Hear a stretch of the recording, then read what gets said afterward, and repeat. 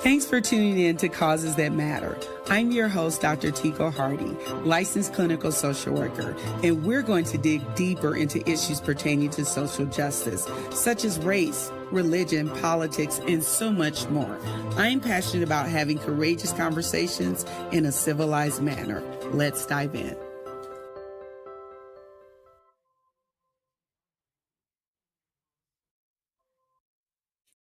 Hi, everyone. Thank you for tuning in to Causes That Matter. I'm Dr. Tico Hardy, your host for today, and our topic is going to be on men seeking therapy. The title is Permission to Speak, the Strength for Men to Heal. And I think that's so powerful because when we think about counseling and who uses those services, I think you're going to be interested in what my guest has to say today. So today, Dr. Juliana Deans is with us, and she's going to tell you a little bit more about her background, and then we're going to jump in because we have a lot to talk about. Thank you very much for allowing me to be here and just talk about this new trend, especially in Colorado. And so I'm Dr. Juliana Deans. I'm a licensed marriage and family therapist, a licensed professional counselor, and a national certified counselor. I actually call myself a mindset coach because my whole goal is to help clients discover hope by just enriching them, enlightening them, and empowering them. And I wanted to come because especially since the new administration, we have seen an increase of men coming for therapy. Mm-hmm. And I really want to talk about how important for more men to come forward and to seek therapy services. That's so good. And you also have a small private practice as well. Are you seeing something in that realm? Yes, actually, there's been times, even 2020, I did see an influx of men, and it's just like a trend that goes up and down. It's a roller coaster. So I do have a private practice, and I also am a professor at a local university here. And most of my students are also men, so yeah. I'm just around them. So I'm hoping that our audience really take and tune in to our message. And if it's not helpful to them, to push it forward to somebody else. Yes, that's powerful. I was thinking about that too. Sometimes when you see a title, mm-hmm. and even though it's talking about strength to help men heal, I often find that everybody can use some of it. Like yes. There's a nugget that all of us can take, particularly when we think about stigma in general. Mm-hmm. So we know that there's a difference in racial things to that nature. But I think men in general probably is the biggest stigma in general, no matter what the race or ethnicity of a man is. So tell me, why do you think that this is a struggle for most men to seek out help and to seek therapy? The reason why I say that is like, hey, we all should be working on our stuff, mm-hmm. not just me going to counseling. And so I'm curious as to what do you think what's that barrier? Well, before I answer that question, as I was listening to you speak, I couldn't help but think of some stats out there.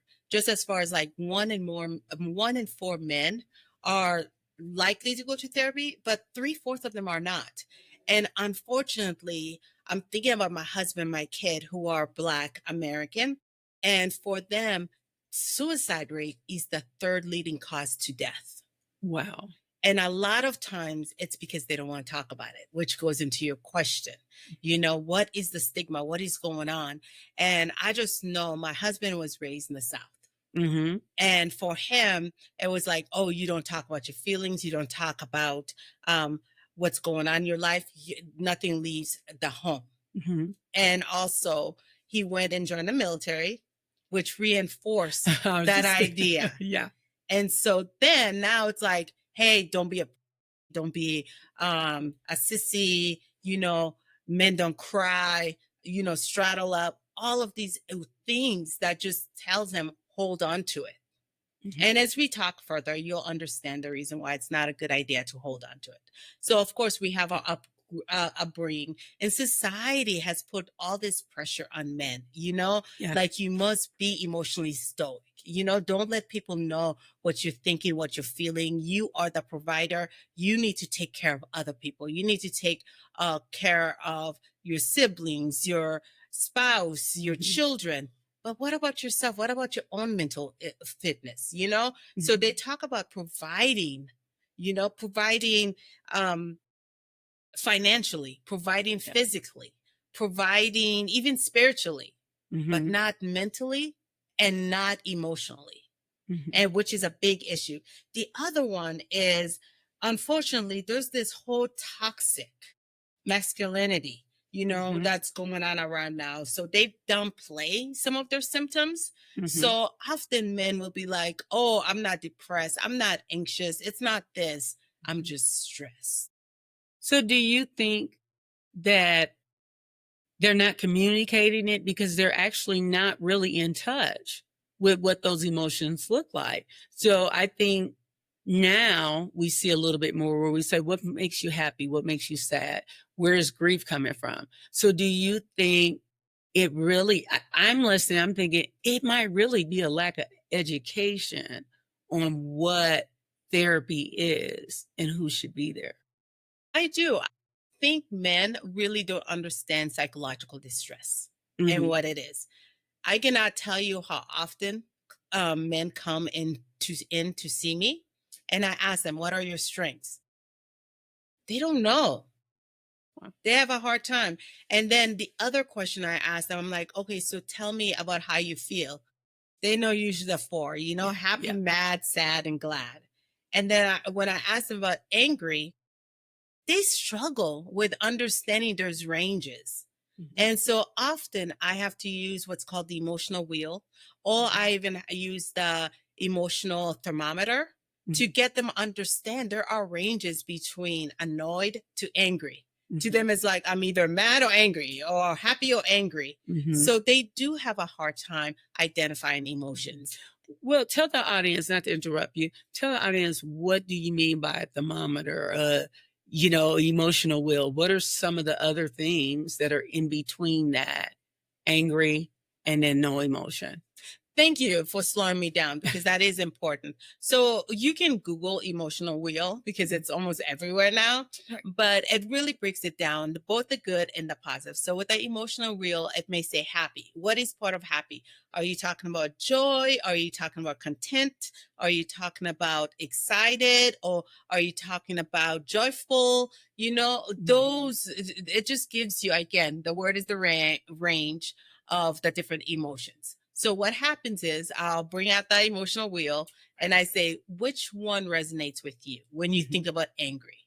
Are you thinking of irate? Is that the highest level? Or maybe it's not irate, but instead it's what's another one that they like to use? They often will use like, I just lose control. I'm out of control. Mhm. Is that what irate means to you?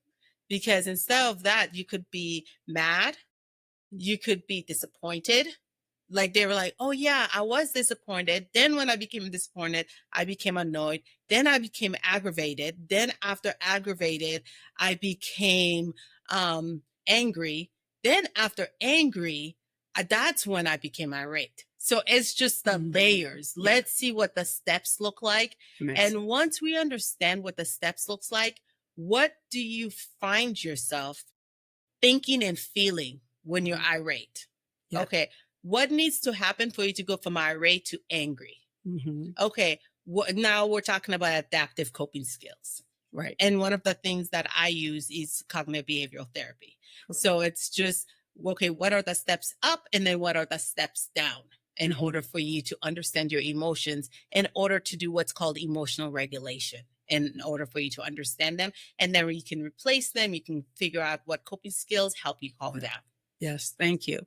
One of the things as you were talking, I was thinking about, tell us a little bit about the demographics of who are you seeing more of now? Is it Black? Is it white? Is it Asian? And then off, on the piggybacking on that, tell me about your title and how you got there. Permission to speak, helping men find the courage to heal. That's two different ones. Help me stay on track with that. So currently, again, I'm seeing about like 70% men. Wow. And I can honestly say it's maybe 60% Caucasian and 40% Black, which is really not different from what you see now in society. It used to Uh-huh. be much worse. It used to be 60% of men were white and only 20%. So Yeah. at least the gap is getting smaller. So I'm glad to report that. Hmm. And then I do see women, and then I see families. And the reason a lot of them come to therapy is because somebody has encouraged them. There's Hmm. very few. There are very, very few who want to come to therapy for themselves. Yeah. So it doesn't matter to me whose idea was it for you to come to therapy. What matters to me is to set an environment where you have permission to speak your story. That's good. I don't want to understand the reason why, your mom, your spouse, your children, your coworkers are dealing with you. What do you think is going on? And what do you need to do in order to prove them that this is no longer an issue or no longer a problem? Yeah. See, I think that's powerful because I guess for me, what I'm trying to think about first of all, what is your caseload average? How many people are you seeing? So then this way our audience say, wow, when you say 70% and you're seeing 5 people, that might be different if you say 70% and you're seeing 20 plus people. So how many people have you had to think about between private practice and your organizational work, clinical work? Are you seeing? What does your caseload look like? I would say the goal is to see about 6 clients a day. Wow. Some days that's not possible, but I can tell you the average is maybe between 19 to 22 Wow. that I see. So, and that's about an hour. Now, if we're doing what's called a biopsychosocial, it could take longer. But yeah, so that's about how many I'm seeing per week. Hmm. And Yeah. yeah. And when she's talking about to the audience biopsychosocial, we're looking at what's going on from a biological standpoint, right? And then a psychological standpoint, which is why we're hoping we can see you to do some things cognitively. And then also the social piece. What's going on in the world around you? Because all of this really helps us to understand how to help individuals better. Yes. Back to your title, Permission to Speak. I love the way you talked about that as far as when you're giving people having permission to speak their story, whatever their truth is. Why the strength for men to heal? So what does that mean and what does that look like? So one of the things myself, and I'm hoping a lot of other clinicians do, is the benefit of coming to therapy is, first of all, you get to understand emotional regulation. You get to identify your emotions. You get to recognize some of your patterns of behaviors. So for me, part of them to heal is I like them to resonate with people. So one way that we're removing the stigma of these men going to therapy is by having high profile athletes, public figures come up. For example, we have Dwayne The Rock Johnson. We have Michael Phelps coming out. We have Trevor Noah, Chance the Rapper, so almost everybody, no matter what they're doing, they're coming out and they're saying they need services. Even Bill Gates, right? He's Yeah. saying, you got $1 million. What kind of problems you have? But Biggie says the more money, the more problems. So for me, for them to heal, I use what's relevant to them. Yeah. So if there's somebody they look forward to or they look up to, even if it's a superhero. Yeah. So then I get them to reframe. That's what we call it in my field, or to change their mindset. Yes. Yeah. And so I said, are you sure you have a problem? Because it almost sounds like you're Superman. Don't forget, Superman had a weakness. What was his weakness? Not only was his weakness, now I can't think of that rock. Remember? No, as far as Superman. Is it it's gonna come to me. But most of you guys know Kryptonite was his weakness, right? Yeah. Not only was that his weakness, but also he wanted to save the whole world. And he didn't know how to rest.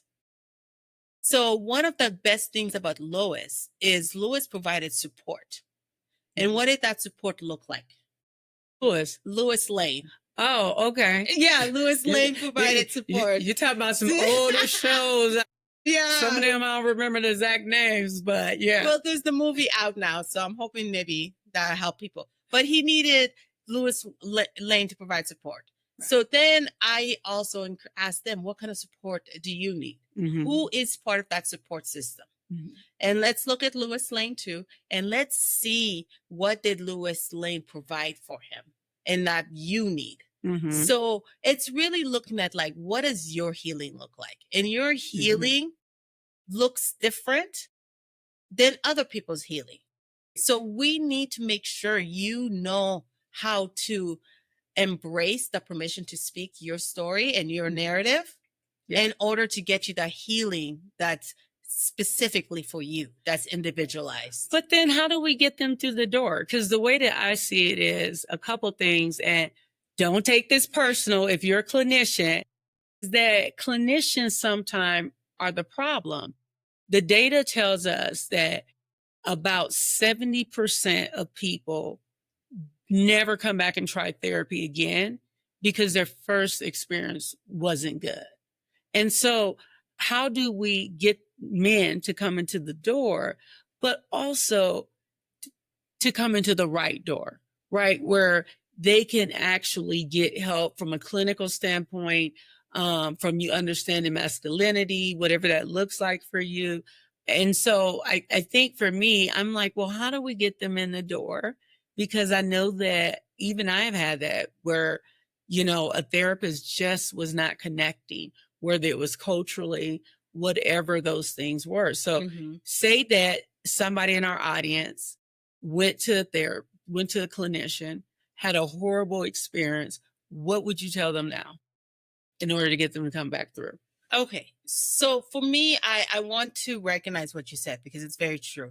Only 40% of men actually seek treatment, which is different from 52% of women who receive treatment. Mm-hmm. And this is a study or an article written by the National Institute of Mental Health. Mm-hmm. And then there was also a study done down in Australia, and it does show that 70 something, like you said, of Black men specifically have premature discharges, which okay, let me be specific because also I am a licensed marriage and family therapist. So also that's your thing. How do we forget to mention that? Like, that's your thing. How did I forget to mention that she's a licensed marriage and family therapist? No, I did say that in the beginning. Okay. The only reason I bring that up is because as a LMFT, I do talk to a lot of couples and sex comes up, and I just said discharges. So it made me think of premature discharges, which is related to this ED. is PG.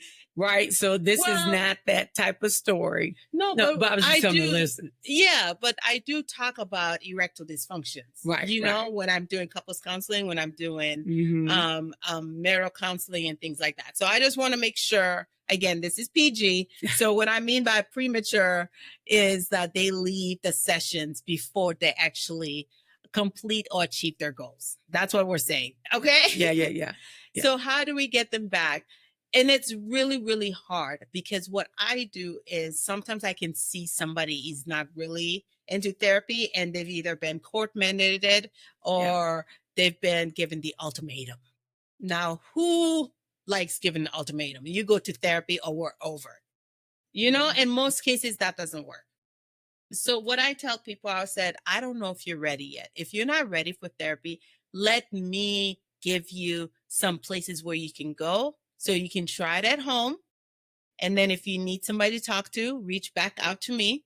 Or there's these other places where you can go. So if I could please ask for your grace, audience, I'm going to be looking down so I can give you the information as far as some of places that you or somebody you know who can receive therapy or some sort of support from the lowest to the highest. Are you going to talk about a little bit about national, right? Because we geographically people are all over. Yes. Okay.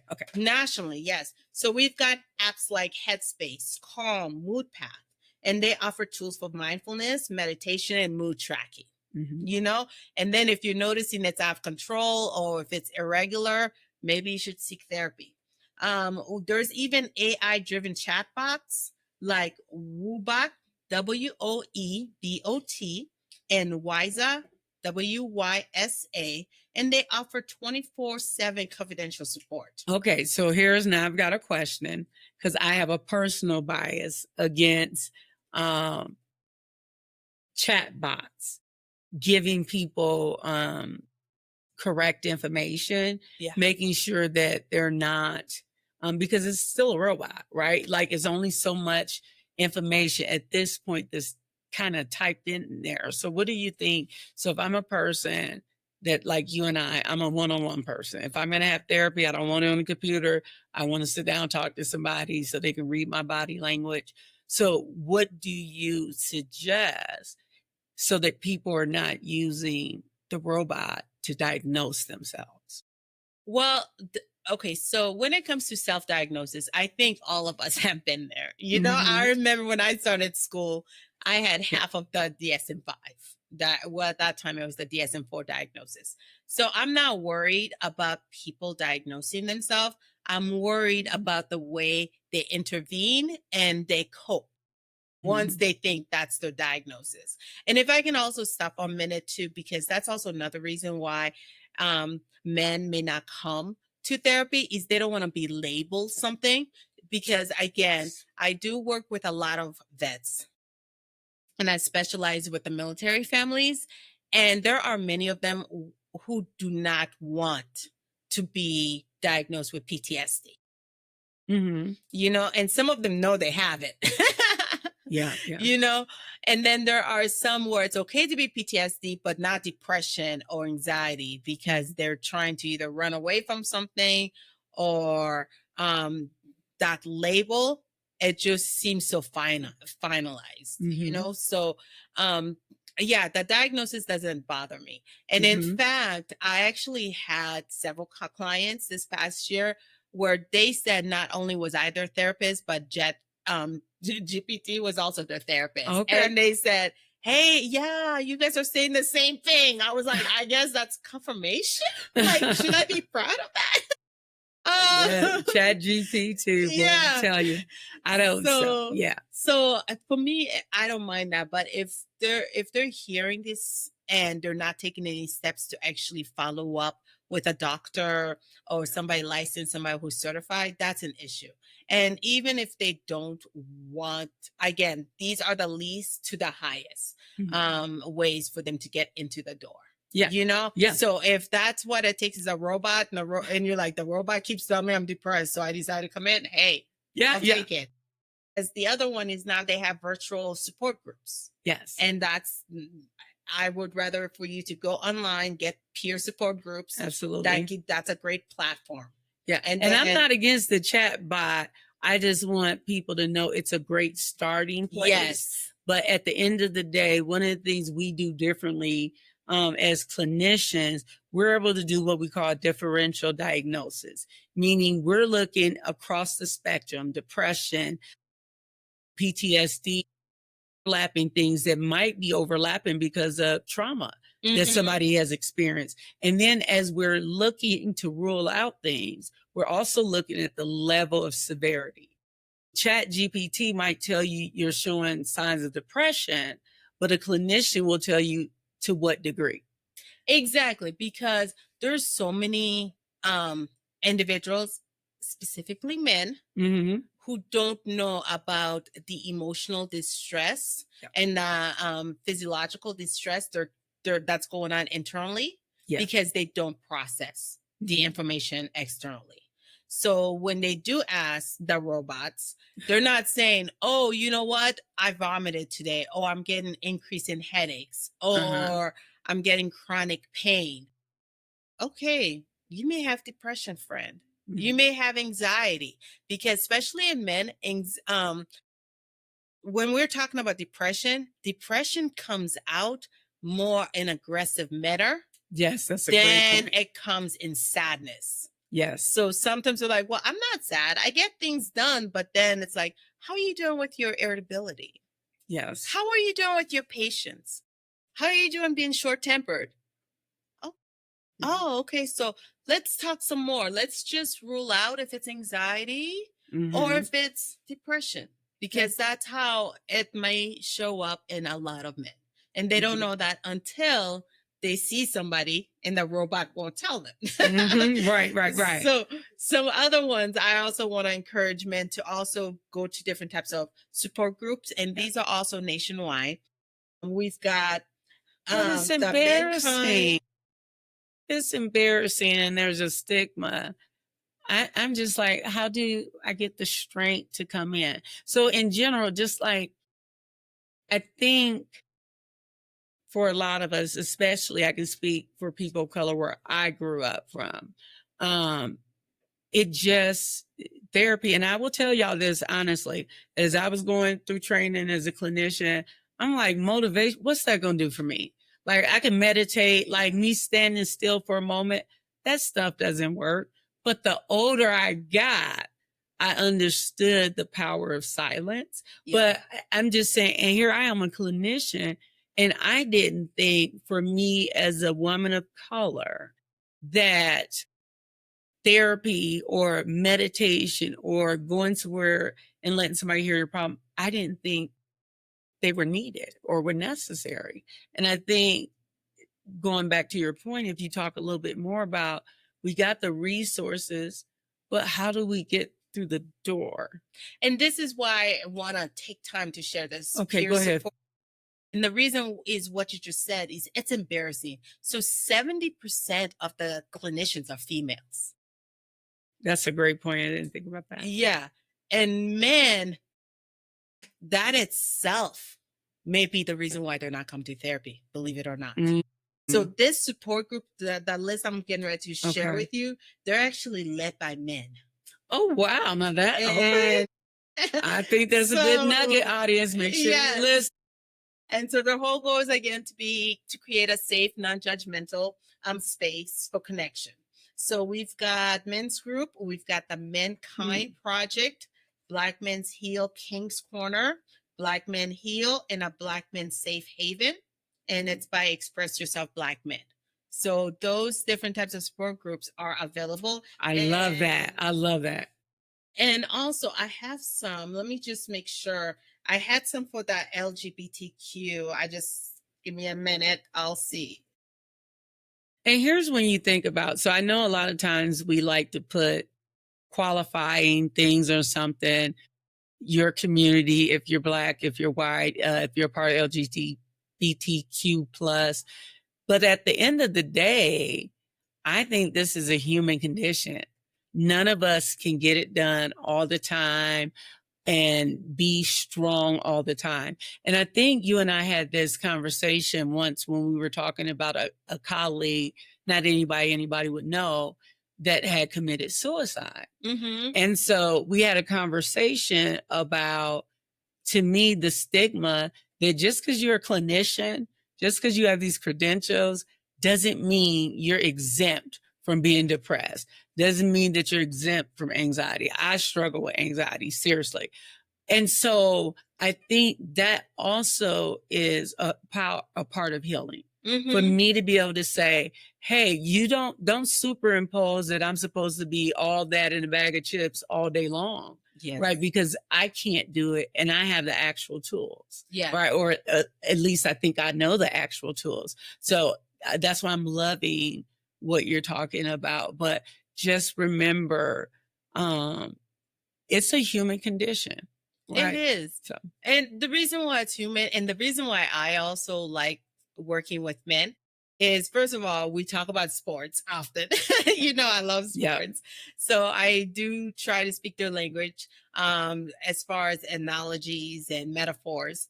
And I also, because I grew up in a nerdy environment, so I get those people who are into computer science, who are into video games, who are into IT. So it's so interesting, but there are more video games. Anime is probably my hardest one. I guess I need to get more into anime for the men who get into anime, but I enjoy talking about them. working with them, and it's just a pleasure. Before I continue, though, I do want to drop the organization, at least for Mhm. different types of people Yes, yes, to yes. also seek out therapy. So, of course, a lot of people can use Psychology Today to find a therapist. They can use Good Therapy, Therapy for Black Men, and the National Queer and Trans Therapist. And there's also a National Queer and Trans Therapist of Color Network. Wow. And we just want to make sure when you do seek out a therapist, because that's another one, is I get some men who like, oh, you're my fourth therapist. Mm. And I almost give up. And this is what I love about Ed Sheeran, because he also promotes in mental health, and especially like therapy for substance use disorder, because he has a history of alcohol use disorder. But oh wait, I just lost my train of thought. Ed Sheeran does it to me. No, you could just pause. I need to see what is our time at. Is that like 33 minutes? Mhm. Okay. All right. So let's pick up. But the reason why a lot of men actually leave therapy is because they say there's just a poor connection. Mm-hmm. So I hate the fact like some clients come to me and say, you're my fourth therapist and I'm gonna give it a try.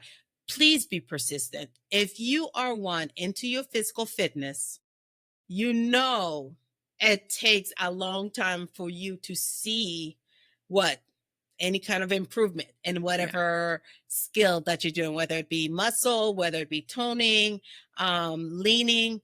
It takes time. And sometimes you do reach out to different types of professionals, coaches, and it may not be the right person for whatever you're seeking. Yeah. So it's really important for you to ask, hey, how many years have you been treating? And also tell me, have you worked with anybody with this particular issue before? Mm-hmm. And I had one client where he specifically wanted me to use a model and I didn't. And I said, I just want to be honest with you. I'm not one who specializes in that model. And it sounds like you really want that. Is that going to be an issue? He's like, well, we'll try it out. 7 sessions in, he was great. And then he was like, okay, I'm going to go back to the model that I know of. But this time around, it was great to have you for that short period of time. Yeah, because sometimes we don't know what we need. And I think that's the benefit of therapy. I also think in order to be a part of the solution is some of what we're doing today. You have 2 women of color talking about this underrepresented population in a really important area, which is your mental health. And we are kind of changing that language, and you're starting to hear more about behavior health and wellness. Because now what we're learning that if you have something psychologically going on, that can be triggered from physical things, that can be triggered from all type of places that you don't know where they're coming from. So we start saying behavioral health because that encompasses everything. It does. And I'm so glad you said it like that, because 86% of clients who go to therapy say it's helpful. Now that's good. And they said after they get this behavioral health treatment, they notice they're doing better physically. Yeah. And they also notice that relationship wise, they're doing better there too. Yeah. They're able to communicate better. Yeah. Yeah. So when you think, yes, I'm scared of going or taking that leap, and then you're like, wait, but 86 people say it's better. We're not talking about couples counseling because the percentage there is a little bit lower. You ain't got to worry about me taking any business from you there at all. But we're talking about for individual therapy. If you go to individual therapy, 86% stated that they are coping better and they're doing better because of therapy. So I just don't want you to be at home wondering, no, what do I do? Things are getting worse. There's people like myself, Dr. Tico, who are out there and ready to just give you permission to speak your story towards that healing. Yeah. And I think that's a great point. It starts there. So I think what to me would draw me in is the fact of seeing people that look like me, Mm-hmm. seeing people that understand the struggle, that understand that our trauma looks different. Like I tell people, I don't represent every woman of color. And even though my upbringing was very traumatic, the way I expressed it might be different from the next person. Yeah. And so understanding that there's a manifestation. So for example, I have a book somewhere in my collection. There was a study and a book written on people who had been sexually abused or neglected at a young age, that there was a correlation between that abuse and chronic pain. Mm-hmm. Right. And so sometimes your physical body is responding to your psychological distress. It is. And so, yeah. So that permission to speak your narrative, I think, is super important. No, it's very, very important. And what you mentioned is we have what's called the ACE tool. Mm-hmm. And I Tell don't know them if you're what that familiar is. with it. What the ACE tool is, it stands for Adverse Childhood Experience. So it's just a list of 10 questions. Again, you can Google the ACE tool. It's only 10 questions, and it rates it from 0 to 10. And the higher you are, it tells you also about the scoring, but the higher you are on the scale, it says that you experience these childhood traumas. Mm-hmm. And because of these childhood traumas, you are more likely to suffer from these medical conditions, Yes. which are, like you mentioned, chronic pain, heart attack, even cancer, anxiety, of course, depression. But some of the other medical diagnosis is migraines. I had to go there. High blood pressure. And so, yes, it all encompasses. And I'm definitely more of a mind, body, spirit. I think it's all connected. And that, unfortunately, is another reason why people don't come to therapy, is because, your symptoms are because of your sin. Yeah. And I grew up in that environment is, whatever you're dealing with, it's because you're not praying enough. You're not trusting God enough. Mm-hmm. And my response to that is, when we look at Jesus and we look at the 12 disciples, Jesus told them, go and make missions of me. And they each had different skills. Mm-hmm. He gave one the power to heal. He gave one to be a tax collector, right? Mm-hmm. He gave one, you're the one who's going to keep track of all these writings and then write out the Bible. So they each have different skills. And even to this day, God has given each one of us different skills to help each other and to lift each other. Mm-hmm. And that's why it's also encouraged to share our burdens with one another. And I will say on that, here's the thing. When you talk about sharing your burdens with one another, we're talking about somebody that you can actually trust. Mm-hmm. And so what I mean by that is, sometimes for me, when I'm trusting or trying to figure out how to discern if I want to share stuff, I give people a little bit and then I see what they do with it. Yeah. If that comes back around, if somebody else in the circle heard it, right, then that's telling me you can't handle keeping what's very near dear to me confidential. So it's almost like I don't give you my full story and I don't give you some of that specific trauma unless you're in connection, relationship with me. And that's even from friend girls, whatever that is. So also just being mindful as you're sharing, right? That you're sharing with other human beings. And I think that's a good point too, because that's something they help you with, is setting boundaries as far as sharing. And the person that comes to my mind when you're talking about that is Prince Harry. Prince Harry has done a whole big thing about mental health, and he's even connected with Oprah, to really talk about men, get out there. It's okay to share your story and share with the right people and have that discernment that you're talking about, and to set the boundaries. But which is more important? Again, you're healing for yourself, your family, your friends, or is it more important to hold on to that pride? Because when you're holding on to that pride, unfortunately, that pride doesn't have any holes in it. So it's just heavy. You're Mhm. carrying a heavy load. And I'm here to help you. And I've said this to clients. I'm like, you know what? Leave this load here in my office I know that's right. until next week. If you want to pick it up, you can, but I'll take good care of it. Yeah. And I think men want that. Men want a place where they can feel light. Yes.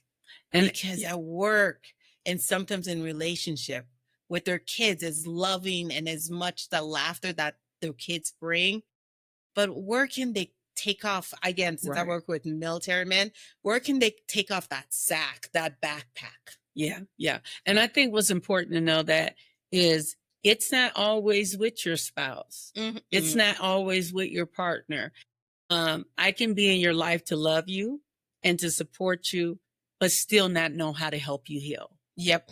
And so, even in a relationship, sometimes people are not equipped to help us with certain levels of trauma, especially males. While you were talking about a lot of the celebrities, and I'm trying to think about, well, what you do if you broke, right? Like, what Mhm. do I do? And what will be my last question is therapy, good therapy is not free. Mhm. And so, what do you do, or what is the recommendation when people don't necessarily have all the same resources to be able to tap into the good, kind of that good therapy pool? Because I wasn't free, right? Like when I was doing private practice, and I didn't, it just depend on what, at the time I wasn't on insurance panels. I am now, but that's still assuming you have Blue Cross Blue Shield. Do you have this provider?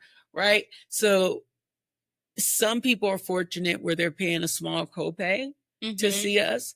Other people, not so much. So, what is your thought on how do I get good care, especially as a male who is already taken? I'm trying to move mountains just to walk through your door. Okay. And so, if walking through the door is a concern, but there's this greater concern that can I afford to walk through your door? Okay. Um, so again, since 2020, there's been a lot of initiative to get therapy for free because during that time, or since that time, we've seen the increase in suicide just in general. Yes. And again, I already shared with you how it is, especially in the Black population. And at one point, we were like the lowest, Absolutely. and now we're the Yes. second to white people Well, to you commit suicide. And we battle. Sometimes we go back Yeah. and forth with Latins. And around 2021, it was Native Americans. But you know what's interesting? I used to work in the jail doing suicide and homicide risk assessments. Mm-hmm. And it used to be being a person of color was a protective factor, meaning that if you came to see me and you was a person of color, let's just say a Black female, your odds were less, it was less likely that you were going to commit suicide. Mm-hmm. And then I saw that flip on its head to where now, and I think some of it was prayer, upbringing, committing suicide. You just wasn't around a lot of that, so forth and so on. But that used to be a protective factor that we could say, okay, you get a check mark from being a person of color because we don't see that number so high. But that's no longer the story today. And I think that's what, Dr. Deans is trying to kind of talk about as well. Yeah. And it all depends kind of like of your background history. So I'll just do just a few that from the top of my head, but I do have a list. And this is what most therapists think about is because you are going to have clients who like, I can't afford it. Right. Can you please help me get free services? So one of the best ones is NAMI, the National Alliance for Mental Illness. Yeah. Every state has NAMI. Yeah. And internationally, there's something similar to it. So let's say you're in Greece, you can look for the NAMI version, NAMI for Greece, and it's out there.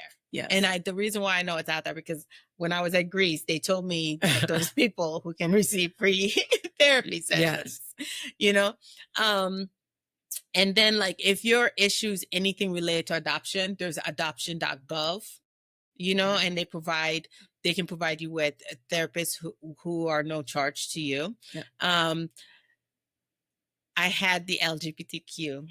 I had it, but now it's gone. But if you just Google whatever your nationality is and you put free therapy, it's more common now than it used to be. Yeah. And that's because of what happened around 2020, not just George Floyd, but also just the COVID alone and the people being stuck together. Yeah. So, and hold your thought. What I think is super important about COVID, it seemed like COVID happened and the world just kept moving. But COVID happened. And so I know that I'm going to be doing a future podcast about the grief and the healing behind COVID. I know for me, that was a tough time, right? If you lost somebody to COVID or during COVID, and then they're saying you can't have a funeral, you can't travel, only one person can be at the bedside. That's a different beast. Yes. When you start thinking about trauma. We never at least I never processed it. We just kept moving. Oh, I'm sorry for your loss. So anyway, I was just thinking about that when you brought up COVID, how that's a different, situation. Me, going back again to the men, when I think of loss, I think of the simple fact. I remember when my grandma-in-law passed away, and I just remember my brother-in-laws as well as my husband. They were so attentive to the females. But again, who was attentive to them? So their grief took longer. That's it. If they even got to it, Yeah. And then I'm also thinking about relationships. When there's a breakup, especially divorce, I don't know if you know, but yes, 70 to 80% of the time it's women who initiate that. Yeah. But it is 70% of the time that men who suffer from depression. Oh, okay. And people don't talk about that grief. Yeah. Because now they feel like they're a failure. And I know there's some women who may say, well, they should have shown up during the marriage. We're not talking about whether or not they showed up during the marriage or with that, but the simple fact, like, they struggle more than women for the aftershock and afterthought of a divorce. Yeah. And I think as we're getting ready to close, really thinking about that. So you bring up an important point when you said it just literally dropped in my head when you said, but who's taking care of them? Because our culture has been conditioned. They don't show emotion and we dump all our emotion on them. And that's just where I'm leaving it, right? Because you're my companion, you're my partner, and you're supposed to take care of me as the female. And I'm talking more traditional, what most people were taught. But I do think, where do they go? Now that you said, I think that you know what I'm saying? Like, yeah, like I just recently, without disclosing confidentiality and HIPAA and things like that, but I've had this last 2 weeks, I've had a whole bunch of guys, and it seems like their stories overlap a whole lot. Yeah. And as we're talking, I was like, have you ever received grief counseling? I know you're coming for this one thing, but what about grief? Because there's a lot of losses. And we're just talking about it so matter of fact. Yeah, this happened. Right. And my best friend, did this or moved away, especially when you're talking about military families. And it's like, what did you do? How did you cope? Let's slow it down. Like grief. I don't think there's too many men, because it's so interesting here in the US. It's so different from Greece. Yeah. When I went to Greece and my son and I were walking around in the coffee shops, there were more smaller groups of men just talking over coffee that took them 2 hours to drink than there were over groups of women. Here we see groups of women. But there, the men hold each other accountable. They show up for each other. They actually train each other on how to be not just a good man for themselves, but for society. Mhm. because they were giving my son all kinds of advice. They were like just take him under the wing Yeah. and tell him like how to act, how to behave, how to show up. Yeah. You know, but here our men often have to do it alone. Yeah. Yeah. And I think as females, our hearts should ache for that. Mhm. That's good. I really do. Yeah. And it's not just because that's the percentage of what my clientele is, and I'm Right. trying to raise it. You know, Right. I'm kind of full right now. I got enough. Right. But yeah, I think we really need to be a little bit more empathetic and sympathetic and just say, hey, tell me, how are you doing? And I remember, I don't think I have the correct quote from Brene Brown. I would have to look it up. But she's talking about vulnerability, and Yeah. she says what vulnerability is the courage to show up. That is a great spot right there as we come to close. Because when you think about that, if you haven't been taught to be vulnerable, you haven't been taught to be in touch with your emotions, then I think it's a struggle Mm-hmm. to even give vulnerability. Now, as we're talking, and since we're both licensed clinicians, I want to give a disclaimer for when we're talking about being there for your husband and being more empathetic. We're not talking about situations where there's violence, there's domestic violence, where there's mistreatment. We're not talking about that type of situation. Because if you're in that Abuse. situation, abuse, it may have gone too far for even your ability to even to try to show up for an individual because they're that angry. So we're not talking about that group. We're saying if you're in a relationship, you see your spouse or partner is shutting down, or you wish they would just talk to somebody. Those are ways that you can encourage them. And as Dr. Deans is saying, is sometimes that support is encouraging them to go get support for people who specialize in that. And I'm glad you brought that up, because don't wait until it's too late for you personally to get treatment. And please also remember that there is more intimate partner violence between homosexual couples than there are between heterosexual couples. You know, so the men who are abusing other men in their third relationship, they both should get counseling.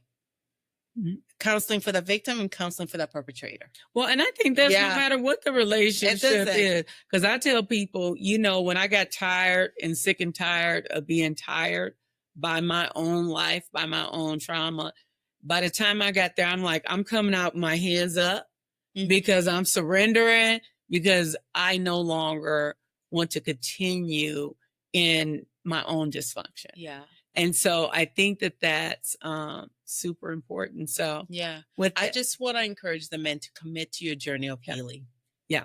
And I will tell you, so I'm going to let Dr. Deans give some last words, but I will tell you that as you heard some of the references that Dr. Deans shared, is that there's more help out there now than I think that I've seen when it comes to getting help from people that look like you, Black and brown people. There are more men clinicians that I'm seeing that I've ever saw that also can understand some of these issues. And I think in addition to what Dr. Deans is saying, I would challenge you to not give up.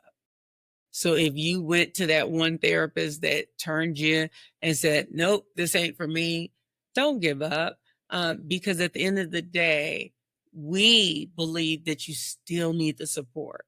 And so with that being said, so for me, don't give up hope.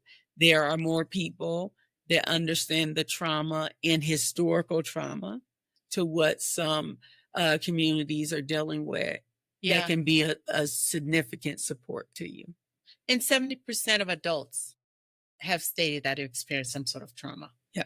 You know, so it's perfectly normal. You know, trauma does not have a color, does not have an age, unfortunately. Or a social class. Yes, anything like that.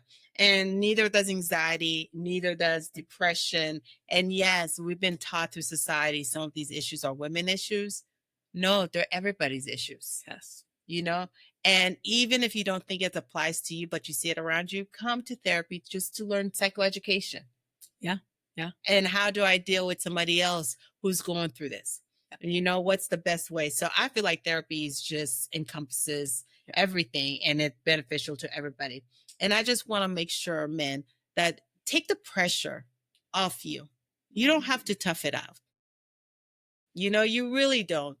Just come and please make sure that you know, whether you're seeing Dr. Tico, myself, or somebody else, you have permission to speak your story. And there are many of us here to hear it and to help you in your journey to healing.